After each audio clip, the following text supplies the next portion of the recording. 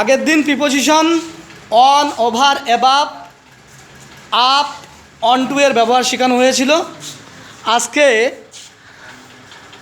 আজকে under, beside, into, out of, between, among এগুলোর ব্যবহার শেখাবো।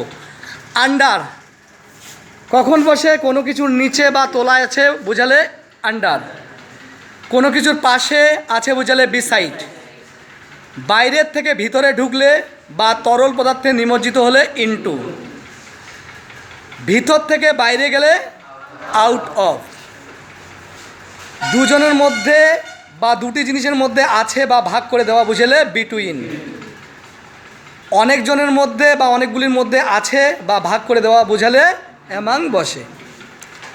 আচ্ছা বলো, the girl sat dash a tree, কী হবে? Under a tree. তাহলে মেয়েটা বসেছিল গাছের তলায়, এই তো। The girl sat, 2 number, the girl sat dash a river, কী হবে?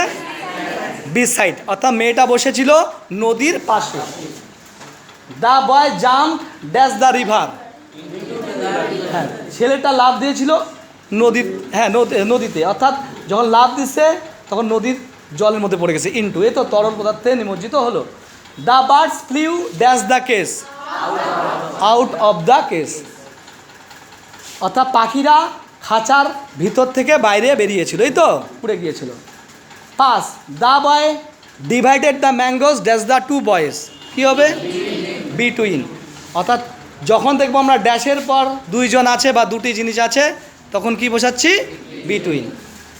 তারপর the boy divided dash the mangoes, না the boy divided the mangoes dash the boys এবং দ্য বয়েস। তাহলে এইখানটা দেখো ড্যাশের পরে অনেকগুলো আছে, হয়েছে? ধর, তাহলে the girl sat dash a tree, অর্থাৎ মেয়েটা বসেছিল গাছের তলায়, তাহলে কি হবে?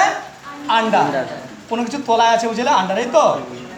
The girl sat dash a river, beside, তাহলে দ্য গার্ল স্যাট কি হলো? আন্ডার। আর the girl sat dash a river, beside. জোরে বলিস। The boy jump dash the river, into the river. The birds flew dash the case, out of the case. The boy divided the mangoes dash the two boys, between the two boys. The boy divided the mangoes dash the boys, among the boys, অর্থাৎ অনেকগুলো ছেলের মধ্যে ভাগ করে দিয়েছে, এই তো, among the boys.